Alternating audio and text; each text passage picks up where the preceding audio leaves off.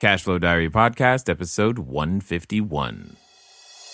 Welcome to yet another exciting episode of the Cashflow Diary Podcast, the podcast that teaches you insider tips, tactics, and strategies for creating leverage streams of cash flow into your life. Learn from top-performing entrepreneurs, business owners, investors, and thought leaders from across the globe as they share their secrets to success. Like what you learn on this and other Cashflow Diary podcast episodes? Go to learninvestingnow.com and sign up to receive powerful tips and information that will help you succeed as an entrepreneur and investor. Now, here's your host, investor, entrepreneur, business owner, educator, speaker, author, and master facilitator of Robert Kiyosaki's Cashflow game, Jay Massey. All right, ladies and gentlemen, welcome to another episode of the Cashflow Diary Podcast. I am your host, Jay Massey. And you know what? I'm excited because one of the greatest challenges in life is to figure out how to change, how to literally become something different, be more than your background, become a person that you may not have even envisioned that you could have been from the beginning.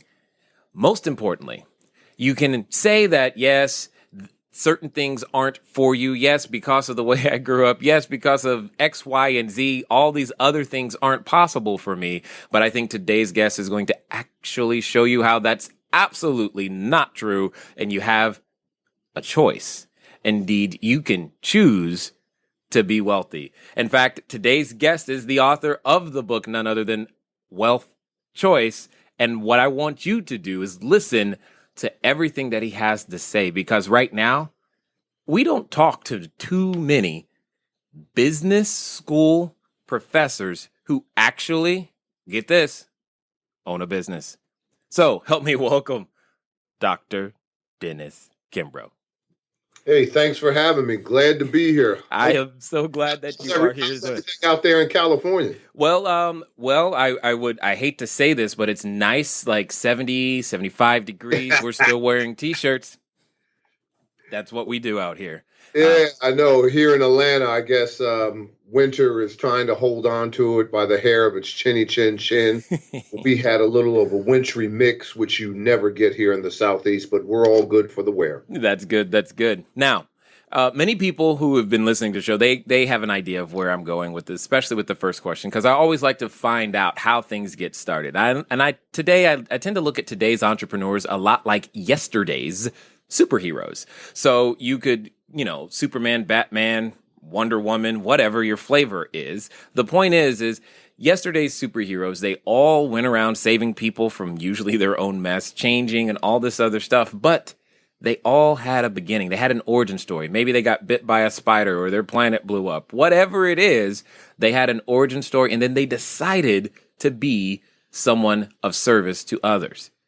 What we want to know before we get too far into it is, before you had all of these, best-selling books, before you were teaching and influencing so many individuals, before you had the opportunity to interview so many Black multimillionaires, who is Dennis Kimbro?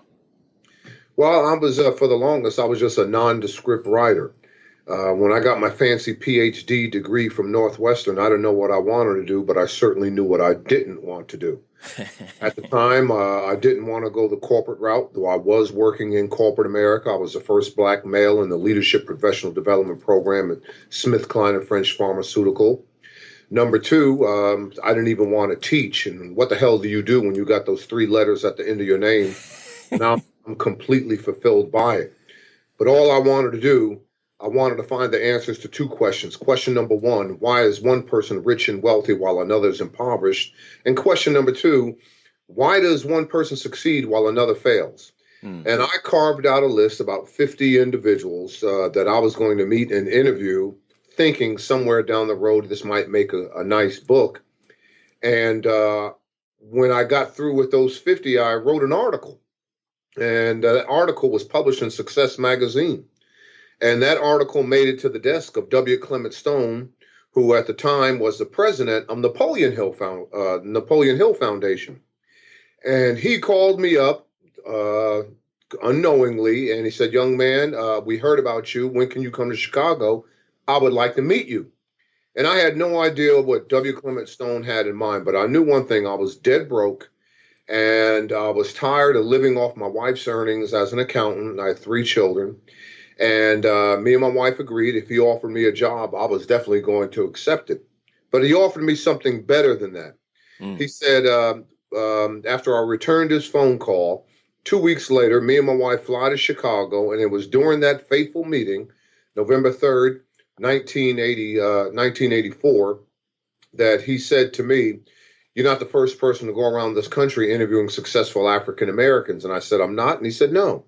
He says Napoleon Hill was doing this at the time of his death. And again, for your listeners who have no idea who Napoleon Hill was, he was by far America's most prolific self-help writer. I mean, here's a gentleman who wrote 16 books over the course of his life. And you can go to any bookstore and get the majority of those books.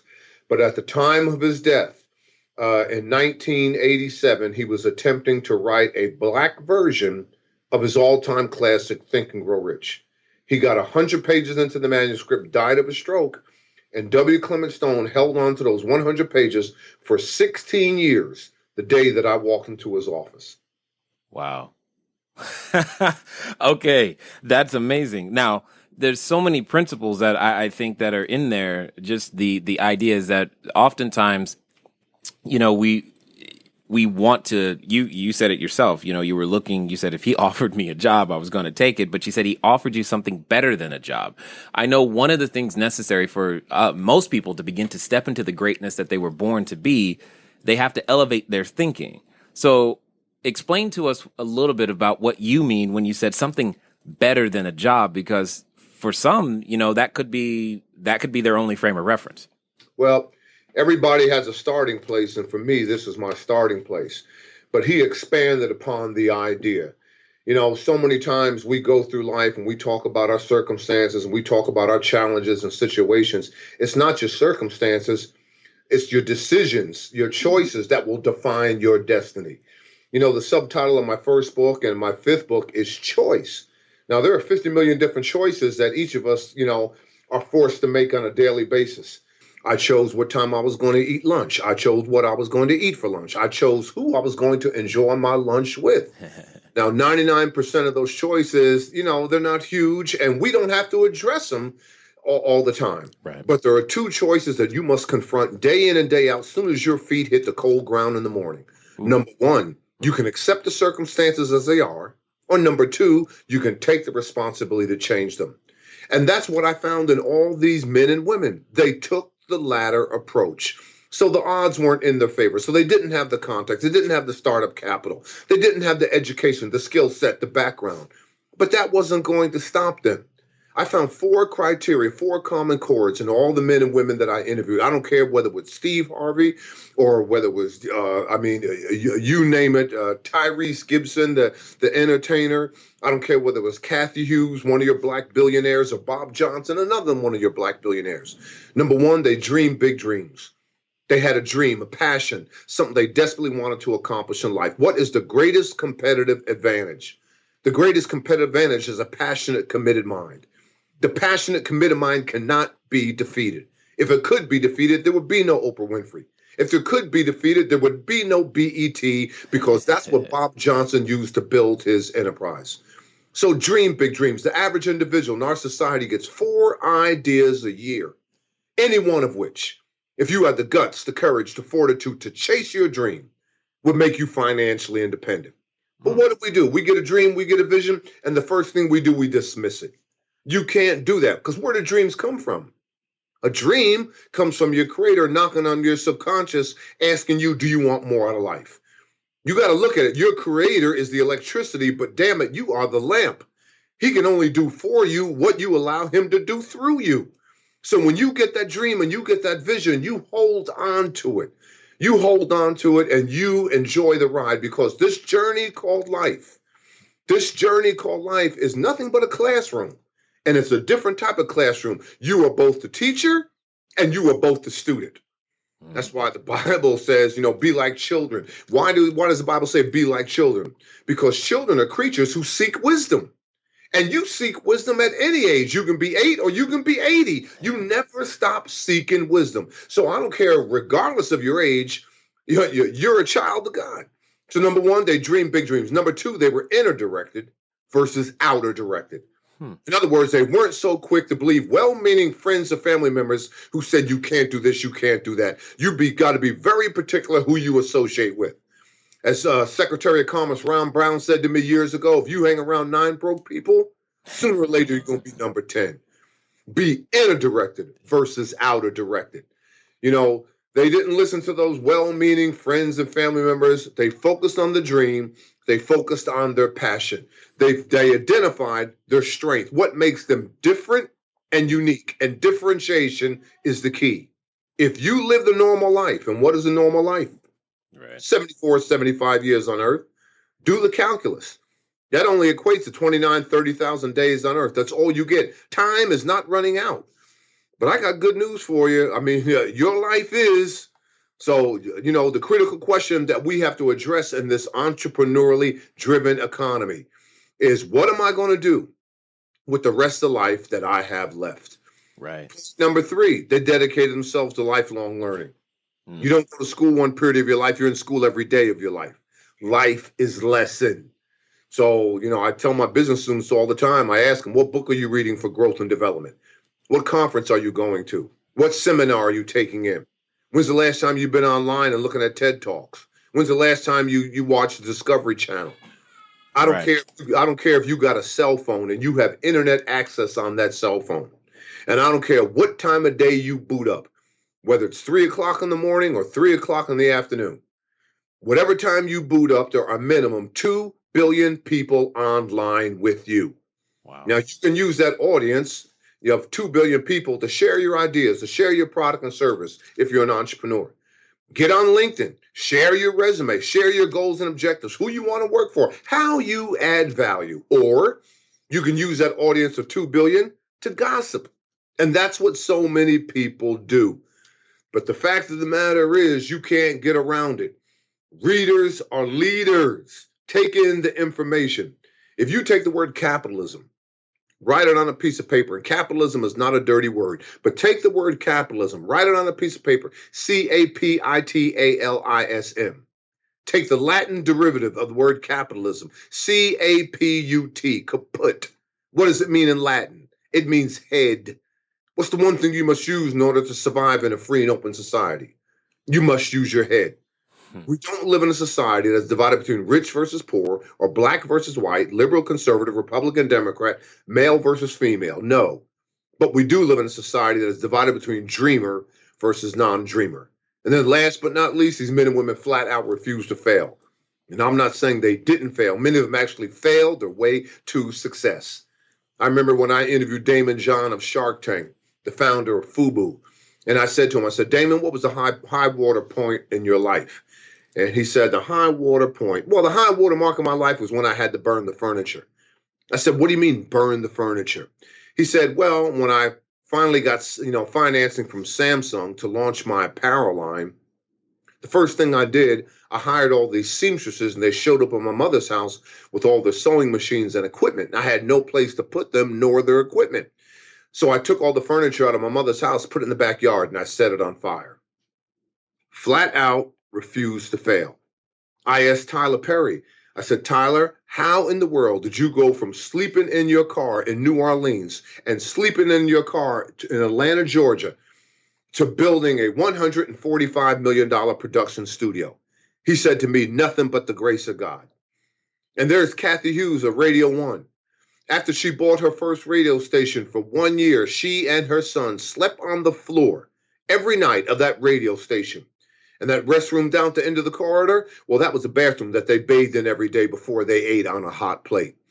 So persistence is nothing but a level of belief in yourself. And you better have a strong dose of persistence.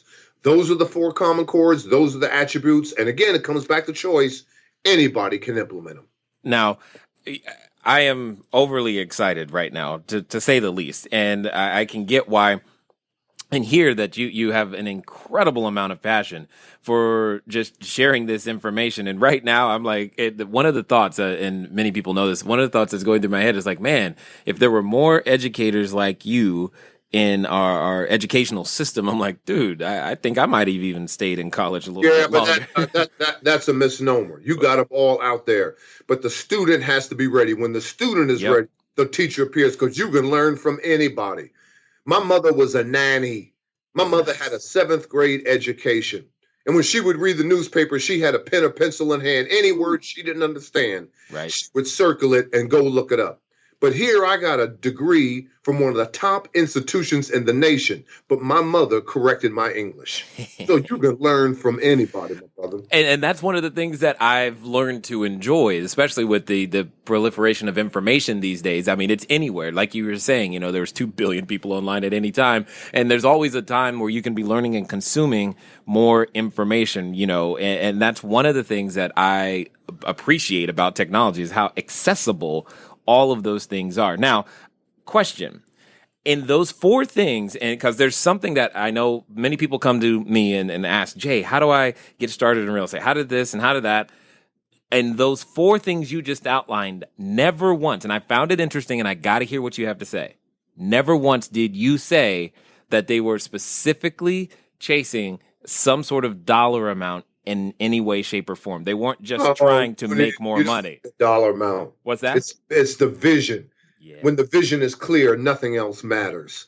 See with your mind's eye, because your physical eye will lie to you. All right, you're out there in California, sunny California, go to Long Beach and look across the Pacific Ocean. And you might say, gee, Dennis, it looks like the sky and the water meet. But the sky and the water never meet. That's a sign of your physical eye lying to you, because if the sky and the water met, there'd be no such thing as gravity. If you stood on railroad tracks and you looked down the train tracks, you would say, man, it looks like these train tracks are coming together. Well, the train tracks never come together. Otherwise, the train would fall off the tracks. Again, that's an example of your physical eye lying to you. So it's not the money, it's the dream and the vision. When the dream and the vision is clear, people will be added to you if you need people. Yep. Money will be added to you if you need money. Yep. Resources will be added to you if you need resources. So no, it's not that. Here's a $20 bill that I'm pulling out of my pocket. And I wish I could hand this to you electronically, but I want you to take this $20 bill. Yeah. And I want you to go into your grocery store there in Southern California, and I want you to get me $5 worth of scarcity. I want you to get me $10 worth of lack, and I want you to get me another $5 worth of hopelessness. And you will come back and say, Dr. K, you can't buy that. They don't sell that. It doesn't exist. And I said, no, it does exist. And where does it exist? It exists in your mind. Yeah. You better go back and read Romans 8:32. And what does Romans 8:32 say? The truth shall be free, and you shall know the truth. But what is the truth? The truth is that you need or lack anything. Yeah. You got all and everything that you need. Booker T. Washington said, start where you are. Yep. With what you have, knowing that what you have is plenty enough. Oh, and my God. Go right over to Morehouse College, and you got, Dr. Benjamin Mays. What did he tell Martin Luther King in 1944 when a 15-year-old Martin Luther King was going to be a freshman in his fall class in 1944? He told him, he says, not reaching your goals is not the sin. He says, low aim is the sin. That's the problem. And we got so many people where their vision, where their goals are so low, we trip over it. That's the problem. You're speaking my language right now, because that's one of the things I can remember back to when I was first getting started. I had set what I thought was, and keywords here is what I thought was, a large goal that was going to take literally 10 years. I had said it was going to take 10 years to get to 100 units. And because, I didn't have a frame of reference, but that's what I thought. First of all, it took work to even get the words 100 units out of my mouth, as if like that was going to happen. But here's the question. When 2 things I have found to be true, at least from my perspective, limited though it is that 1, many of us have lost that skill set of how do we even begin to dream again? Because we used to, we forgot. And then secondly, I know what happened for myself and my wife is we surprised ourselves. What we thought was going to take 10 years took about 2.5, and it's just continued from that point forward. So I would love to hear your thoughts on both of those things, how to dream again and what to do once you surprise yourself with your ability to accomplish. Okay, you got to find your area of excellence. And there's 3 questions in order for you to identify your area of excellence. Number 1, what do I love to do? What do I have a passion for? What can I throw my whole heart and soul into? Question number 2, what would I do for free? If no one ever gave me a dime, if no one ever gave me a financial reward for my efforts, what would I do for free? Because when you're doing what you love to do and you would do it for free, your work is your play. And if your work is your play, you'll never work a day in your life. And then question number 3, identify, what is your area of unfair competitive advantage? To borrow from Michael Porter, who teaches at Harvard. I got 3 daughters, and all of them have different areas of unfair competitive advantage. What is your strength? Where will you win? What is your home field advantage? When you answer these 3 questions openly and honestly, and identify the one thing that you do better than anybody else, you never have to worry about income and you never have to worry about employment. Why? The marketplace will seek you out. Everybody wants to be associated with the best. Indeed. Now, you said something earlier that I really would love to hear more about because I've never heard anybody mention it. And the fact is, you said that the average person has approximately 4 ideas a year that they could use to take them on to, greater heights and whatnot. I've got to understand more about that because I feel like I'm inundated with ideas every day personally, but I'm trying to figure out how do you know which 4 it is? Are you tired of letting good cash flow generating ideas go to waste? Go to cashflowdiary.com/ready to apply for a complimentary, yes, that means free, one-on-one breakthrough session. Take action now. Go to cashflowdiary.com/ready. Again, that's cashflowdiary.com/ready. Before we get back to today's episode of the Cashflow Diary podcast, your host Jay Massey has some important insights to share with you. If you've been listening to this, you know that right about now, you just want to get right back to listening to it. And that's exactly what I'm going to do. Let you get right back to listening to it. Well, going back to the interview that I had with Damon John, I asked him, what is the skill set most needed today? And he said, innovation and creativity. And I'll get to your question in a second. What is creativity? Creativity is the ability to come up with an idea. When I was in the shower this morning before I came to school, I got 50 million different ideas in the shower. Right. Sometimes when I'm sitting here grading papers, looking out the window in my office, I get more ideas. So today you need creativity. You need the ability to come up with ideas, but you also need innovation. And what is innovation? Innovation is the ability to execute that idea. You see, anybody can come up with an idea. Anybody can see a trend. You come to Atlanta, Georgia, and together we can walk hand in hand, arm in arm down Peachtree Street, and you could see the clothing that people are wearing, the cars that they're driving, the accessory that the ladies have having, the purses, this, that, and everything. Well, those are trends. That's part of our pop culture and our fad. Anybody can see a trend, but you got to be able to innovate. And what is innovate? You got to be able to seize a trend. What Damon John was talking about, it's okay to be able to see down the street, to see what's going on down the street. But in today's business environment, you got to be able to see around the corner. If you wanted to go ahead and bring an end to poverty, and particularly here in the Black community, there's only 2 things you got to do. Number 1, you got to get the naysayers, you got to get the non-achievers, the underbelievers, the chronic complainers, the toxic people, get them out of the room. Tell them goodbye. I don't know where you're going, but you're going to get the hell out of here. I did not say don't love them. We are here for one reason and one reason only, to be a function of God, to extend God's love. We are told in the Bible to gain dominion. How in the world do you gain dominion? By loving, by extending his love. So you give them some love, but brother, you still getting the hell out of here. I'm sorry. I can't take it any longer. I got to move on. You are dragging me down. You are a drain on our resources. Then number 2, after you've cleared the playing field, You got to find a way to get a notebook, laptop, computer in the hands, under the arms of every Black elementary school child in this country. Now, why must you do that? Because when that child boots up, that's where the new ideas are coming from. Soon as they boot up, here the inhibitions, ideas begin to flow. It goes back to what Steve Jobs had in that commercial in 2007. Here to the misfits. Here to the troublemakers. Here to the square pegs and the round holes. Here to all the folks that said would never do anything, be anything. Here to all the folks that colored outside the box. That's what Steve Jobs is talking to. But if you give that child that notebook, laptop, computer, and let them go online and let those ideas flourish without getting the naysayers and the non-believers and the underachievers out of the room, what's going to happen? They're going to steal their dream. They're going to get an idea. They're going to run to that individual. Girl, there you go with those crazy ideas. I told you not to mess with that computer. Or, nope, somebody tried that last year and they lost the shirt. You're going to lose a lot of money. No, we are here to nurture each other. If I be lifted up, I draw all men unto me. Well, what was the master talking about? Well, Henry Ford, if you come up with that Model T and that Model A car, wait till Lamborghini gets his hands on it. Wilbur and Albright, 2003, December 17th, there you are. You were the first aircraft, the first plane. But wait to, you wait to Delta Airlines or wait to, Virgin Atlantic or wait till Singapore Air gets their hands on it. That's what you got to do. You got to get an environment where ideas can flow.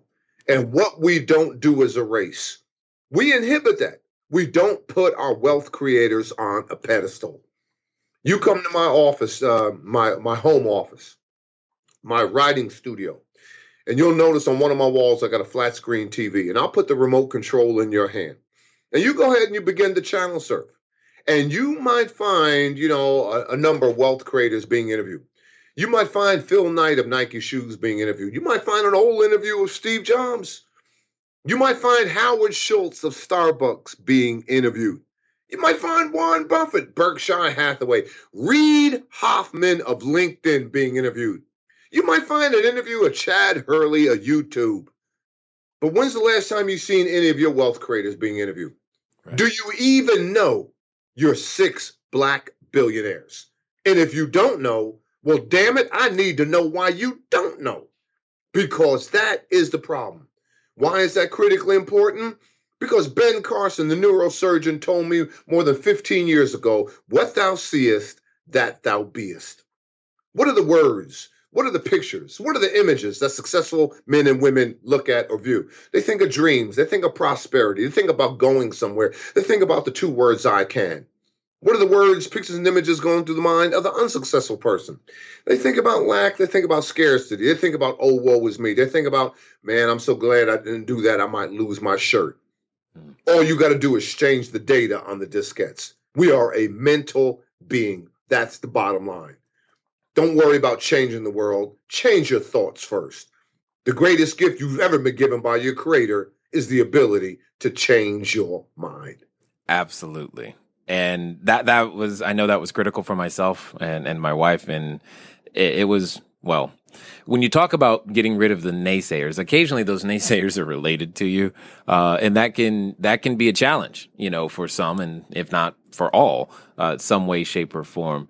And what would you say I know for me, one of the things that you just said, and I'll just openly admit, I don't know who the 6 Black billionaires are. I have no clue. And I'll tell everybody. But, at the same time, I know that skill set is the very skill set that's going to help me get to know who they are. And because if I don't say it now, it doesn't get said, and I got to go find out. Okay, cool. Now I'm on this new path. The second thing that I find that's very, very helpful is to be around people that are going in the direction that I want it to go. And I know for myself, it's been, I live in Orange County, and it's no secret. It's less than 2% African-American. Literally in the zip code that I live in, when my family moved in, we moved the needle in terms of the number of percentage of African-Americans in my zip code, simply because there's that few.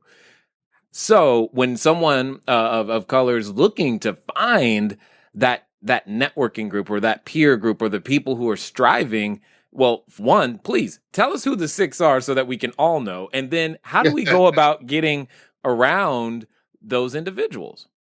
Okay, well, you got Oprah Winfrey. Yeah. You got Kathy Hughes, Radio One. Okay. You got Dave Stewart, Worldwide Telecom. You got Bob Johnson, BET. You got Quentin Primo, the real estate developer in Chicago. And you got Michael Jordan. That's the problem. That's what I'm talking about. That's what I'm discussing. I mean, look at you, and here's the thing, man. And I'm not knocking the NAACP. I know they got a different agenda, but they're only concentrated on two things. And they just, I know that W.E.B. Du Bois, one of the founders of the NAACP, is rolling in his grave. Why? Du Bois and Martin Luther King were barely on speaking terms because W.E.B. Du Bois didn't think that King was pushing economic development enough. And now look at his organization, NAACP. The only thing NAACP cares about, are you going to the movies and are you walking the red carpet? That is it. That's all they care about. Image award to all these damn reality shows. That's the bottom line. And Du Bois wasn't about that. You go get W.E.B. Du Bois' seminal work, The Negro in Business. You read the first 30 pages.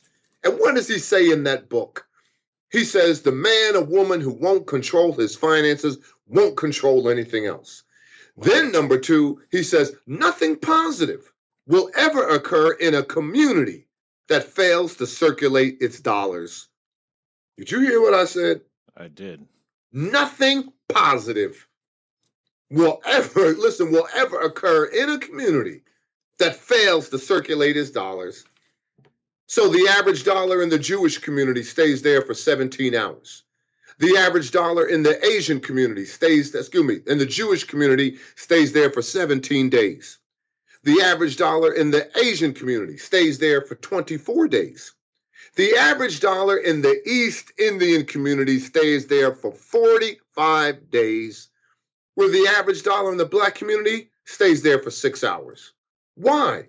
Because we don't produce enough Black entrepreneurs to absorb our income. And I like to use GDP. Everybody talking about GNP when they talk about buying habits and consumer behavior. But with the Black community, you got to use GDP. You got to use gross domestic product. And what is gross domestic product? It's the aggregate, the sum total of income. And why is it necessary to go ahead and use that with the Black community? Because we are the only race, we are the only ethnic group, we are the only culture that will rob Peter to pay Paul. You doubt me? All right, you have your money set aside to make your car payment, and you're going to make the car payment, but let Beyonce come to town. You ain't going to miss that. Not only will you buy front row Beyonce tickets, you got to get a new outfit. You got to get your hairstyle. And where are you going to get that money from? You don't care if it's disposable income or not. You'll rob Peter to pay Paul. You got your money set aside for that light bill. You got your money set aside for that water bill. But the Super Bowl is coming up and you want that flat screen. You don't care if it's disposable money income. You're going to rob Peter to pay Paul. We are the only ethnic group that does that. So in order, you know what our GDP is? $1.7 trillion. We are 1/10. We're 13% of the population. We are 1/10 of the whole economy of the United States.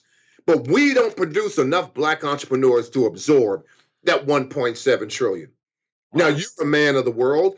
Look at other countries who have a similar GDP. 1.7 trillion. You got countries with a GDP of 1.7 trillion. And those countries that have that GDP comparable to Black America, they have an aviation sector. They have a whole manufacturing sector. They've got an automobile sector. You should see their schools and their institutions, the educational institutions that they produce.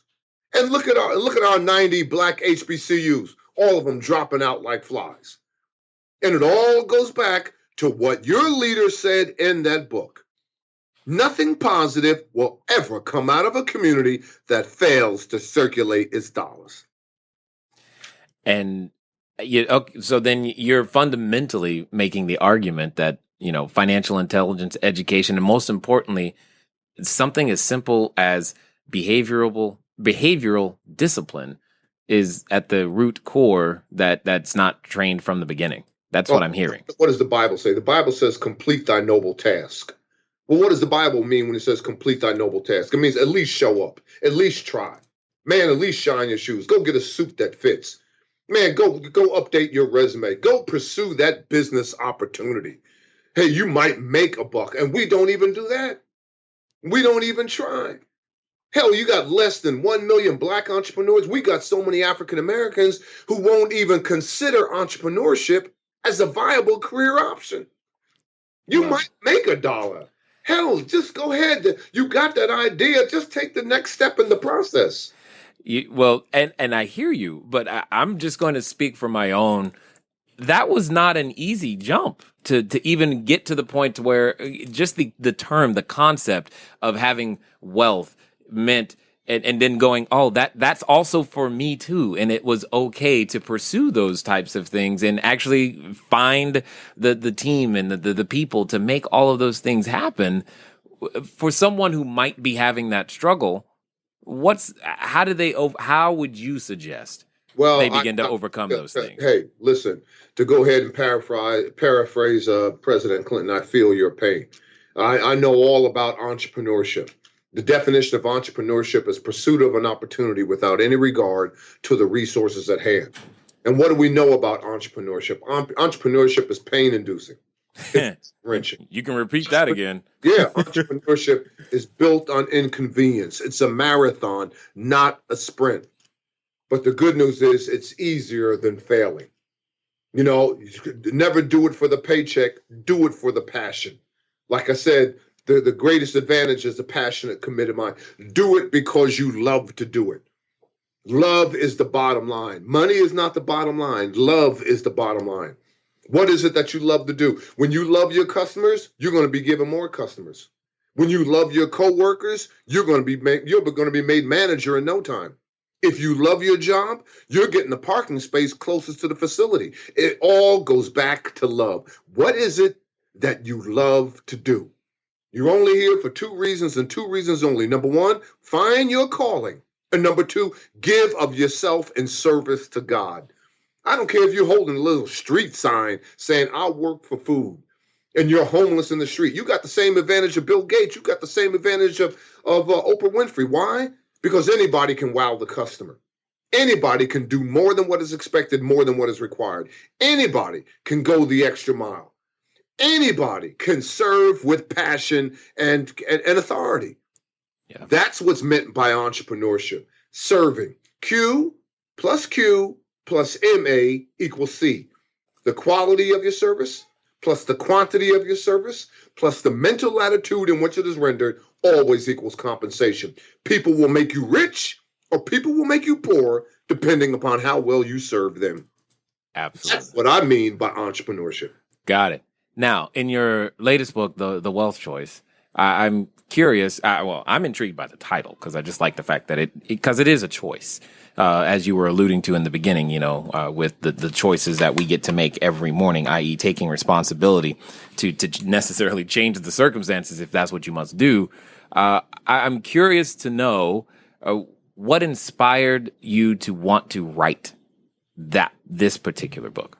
Well, that was just an offspring from all my works. I mean, when you look at Think and Grow Rich, Your Black Choice, and you look at the What Makes the Great Great, this was the latest stop on the tour. This was the latest mile marker.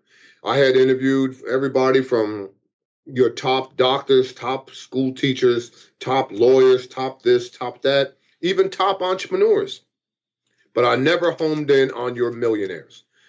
Right now, there are 35,000 black millionaires in the United States. When Martin Luther King led the Montgomery bus boycott in 1955, you had only 5 black millionaires in the U.S. And I was blessed enough to interview 3 of the 5, and I shared their story in Think and Grow Rich, Your Black Choice. Well, today, you have 35,000 black millionaires and 6 black billionaires in the United States. And I know over a 7-year period between the focus groups that I held between the surveys that I used and the 60 one-on-one interviews that I had over a 7-year period. I rubbed shoulders with minimum 1,000 Black millionaires. So whatever data that you have in the wealth choice, whatever I have in the wealth choice, is statistically significant. So it was the latest mile marker, and it was the first of its type for this type of audience. Got it. Now, for those that might be, interested, what would be, in your opinion, they're listening, they're thinking about, man, I would love to cross that line, become that entrepreneur, take extra steps and risks, and be very particular where you are by age 30. Oh, I had a survey. I used a 118 question survey that I gave to these millionaires. And one of the questions, the survey was divided into 4 different segments. Number 1, demographics. Number 2, investment advice. Number 3, consumer behavior. And number 4, success factors. One of the questions I asked, I said, how old were you when you crossed, that 6-figure barrier? In other words, how old were you when you earned 6 figures? I'm trying to get my data right. How old were you when you earned 6 figures? In other words, when you earned $100,000 or more. And it came back 99.9% of the time, age 30. So whatever you're doing right now, I don't care if you're 30 years or younger and you will earn $100,000, don't let me confuse you. No need to listen to me. Keep doing what you're doing, because it'll only be a matter of time when you make it to 7 figures. So the converse of that is equal to, be very particular where you are by age 30, because if you're not careful, you might be there for the rest of your life. Okay. Now, what about the person who might be a little bit older than that? Oh, I mean, that's, some of these folks are late bloomers. Some of them got their early start. But the fact of the matter is, I found 7 best practices, what I call the 7 laws of wealth, that these men and women, if they don't incorporate on a daily basis, they certainly do it weekly and they do it monthly. And I see we're pressed up against time. So, right. I mean, the first is the most simplistic. Prosperity begins in the mind, but ends in the purse. The key is knowledge. Take in the information, read the books, go to the seminar, even think of yourself worthy of success, Ooh. worthy of earning, this millionaire status. But number 2, you got to make a decision that you won't be poor. I told you there are 6 Black billionaires in the United States, but if it weren't for the 07-08 recession, there were at least 10 other individuals, if it weren't for this latest recession, who were on par to join billionaire status. And one of them is out there in the San Francisco area by the name of Victor McFarlane. He has his own real estate development company. And he was born and raised the child of a single parent, born in Middletown, Ohio, which is a blue-collar working class community. And he lived with his mother and his older sister, and they had a 1-bedroom apartment that they lived in, and that one bedroom was for his mother. Well, in the foyer area to the apartment was a couch, and at night they would let the couch out. And for the first 12 years of his life, Victor McFarlane and his older sister slept on that couch. And when he shared that with me, I was somewhat sympathetic. I said, damn, Victor, that had to be tough. He cut me off at the knees. He didn't want any sympathy, no empathy. He said, Doc, no, I don't want any sympathy. As I look back on it, that was probably the best 12 years of my life. I said, why was that important to you? He said, it was during that 12-year period that I made the conscious decision that I would not be poor. Yeah. Make the decision early, up front. And like I said, it's your decisions that will define your destiny. Absolutely. So for those looking for more information from you, what would be the best way for them to track you down? Listen, I'm an open book. You can hit me up on Facebook, LinkedIn. You can go to www.denniskimbro.com. You can hit me up on Twitter. Go get my books, Amazon, Barnes & Noble. Like I said, I've written 2 books, 2 of them bestsellers. This latest book, The Wealth Choice, currently is the #1 business book in Black America right now. So I'm blessed and I'm eternally grateful. And you know what? Now we are as well. And I definitely appreciate you investing the time here with the Cashflow Diary audience. Thank you, sir. Hey, thank you. Take care. God bless. All right, ladies and gentlemen, you know what time it is. It's time for you to move at the speed of instruction. What does that mean today? I can't even begin to tell you. You got so much homework from this particular episode, between looking up people, between making sure they get out of here to making sure that you go over and find all of the books that were mentioned, to make sure that you go and find, I mean, man, there's everything. I mean, you've got the Negro in business, you've got the wealth choice, you've got all of this information from this particular episode. You're going to be on this homework assignment until the next episode for sure. Well, it's been fun talking to you guys today. I look forward to talking to you again soon. Until next time.